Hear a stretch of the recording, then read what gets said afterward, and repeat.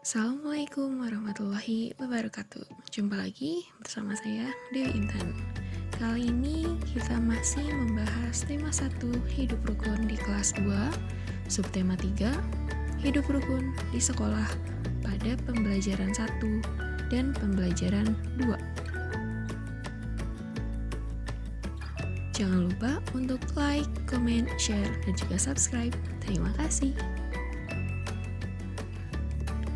Simak percakapan pendek di bawah ini.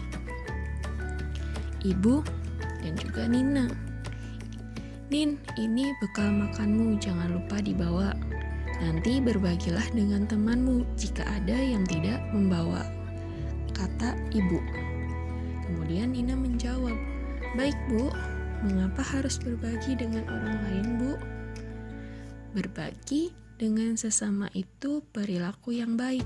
Itu berarti kita peduli dan rukun terhadap sesama. Nah, pada kalimat percakapan tersebut terdapat kalimat perintah. Kalimat perintah pada teks percakapannya yaitu saat ibu meminta Nina untuk berbagi bekalnya dengan teman jika tidak ada yang tidak membawa.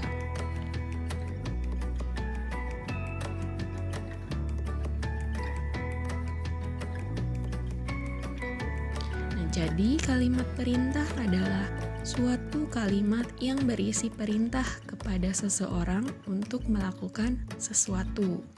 Ciri-ciri kalimat perintah biasanya pertama menggunakan tanda seru di akhir kalimat.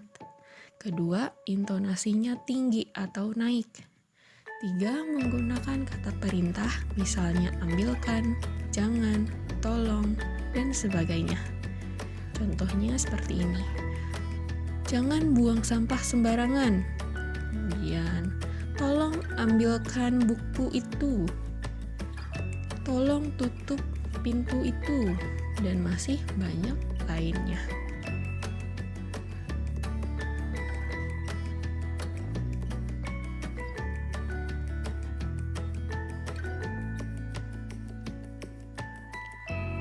Nah, kemudian sekarang kita pindah materi. Di kelas, para siswa sedang belajar menggambar.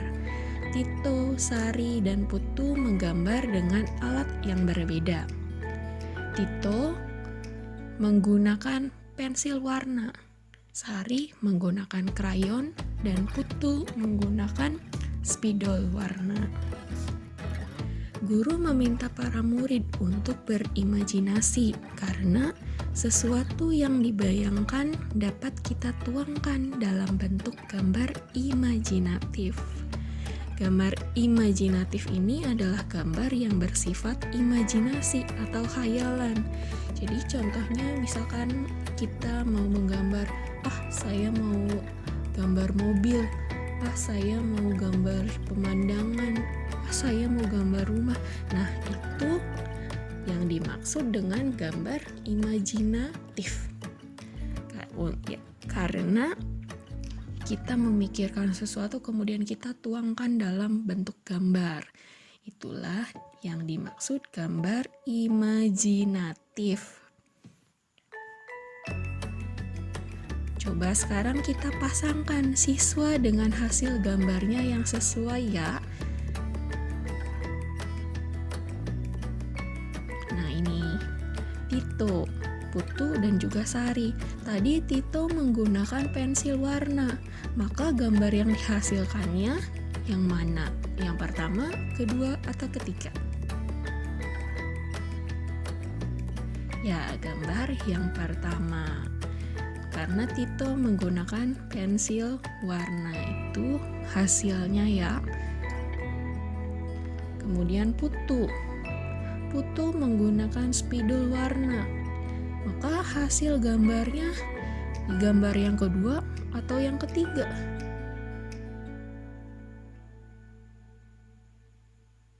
Ya, gambar yang kedua. Itu hasil dari menggunakan spidol warna. Kemudian Sari menggunakan krayon. Maka itulah hasil Sari. Biasanya krayon itu lebih pekat ya, warnanya lebih muncul warnanya itu.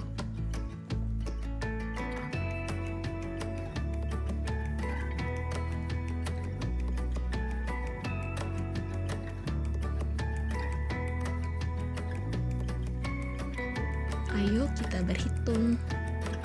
Perhatikan contoh berikut. Siswa di sekolah Nina cukup banyak. Ada 165 siswa laki-laki dan 124 siswa perempuan. Jumlah siswa di sekolah Nina seluruhnya adalah... Nah, berarti kita akan masuk pada materi penjumlahan. Penjumlahan kita ada dua cara. Pertama dengan cara panjang. Cara panjang sama seperti materi sebelumnya, kita uraikan terlebih dahulu. 165 kita uraikan menjadi 100 ditambah 60 ditambah 5. Kemudian 124 kita uraikan menjadi 100 ditambah 20 ditambah 4. Mari kita jumlahkan. Jumlahkan harus dari belakang dulu, harus dari nilai satuan dulu. 5 ditambah 4 yaitu 9. Kemudian kepuluhan, 60 ditambah 20 yaitu 80. Kemudian ratusan, 100 ditambah 100 hasilnya 200. Jadi 200 ditambah 80 ditambah 9 adalah 289. Itu adalah penjumlahan dengan cara bersusun panjang. Kemudian ada juga cara pendek. Langkah pertamanya, kita jumlahkan satuannya terlebih dahulu, yaitu yang paling belakang, 5 ditambah 4, berarti hasilnya 9. Kemudian jumlahkan puluhannya, 6 ditambah 2, hasilnya 8. Kemudian kita jumlahkan ratusannya, 1 ditambah 1 adalah 2. Jadi jumlah siswa di sekolah Nina seluruhnya adalah 289.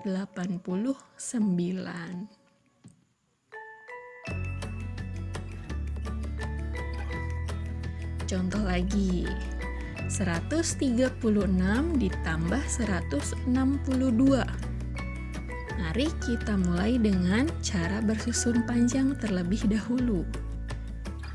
Nah, kita uraikan lagi 136, kita uraikan.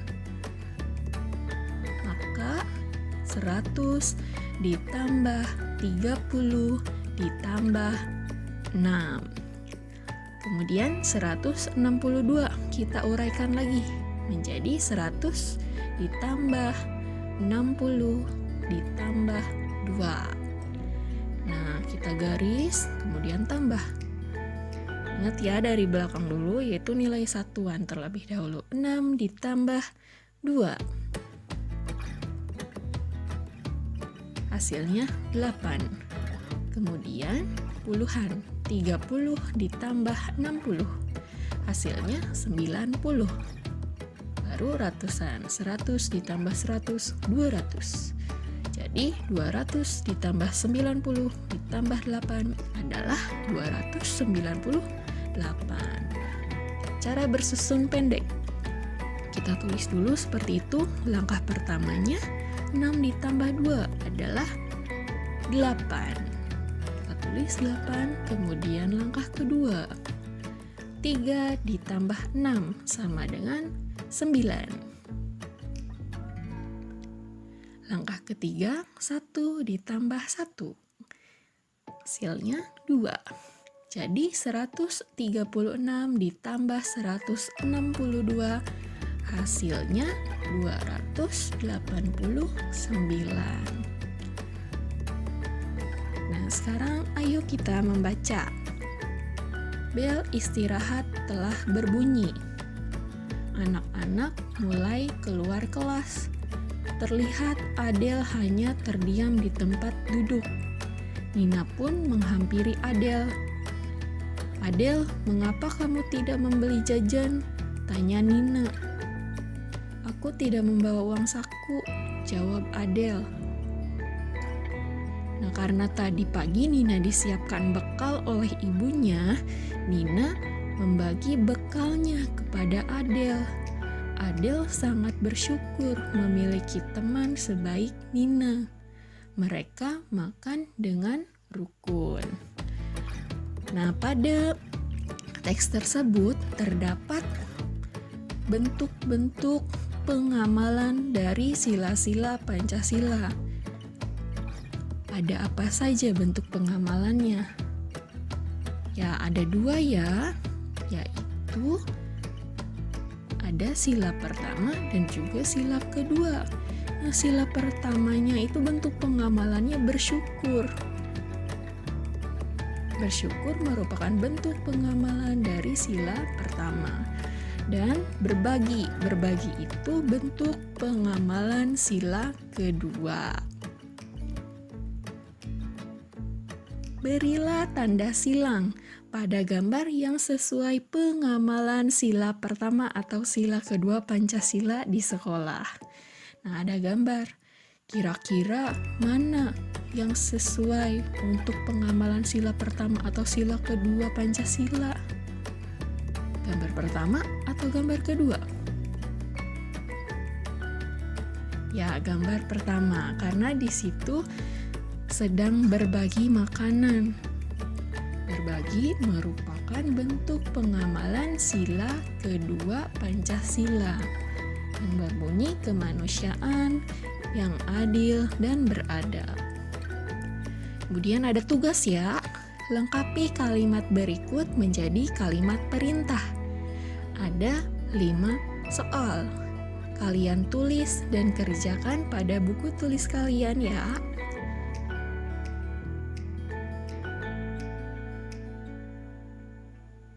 Sekian pembelajaran dari Ibu, kurang dan lebihnya mohon maaf. Wabillahi taufiq wal hidayah. Wassalamualaikum warahmatullahi wabarakatuh. Terima kasih. Sampai jumpa lagi. Dadah.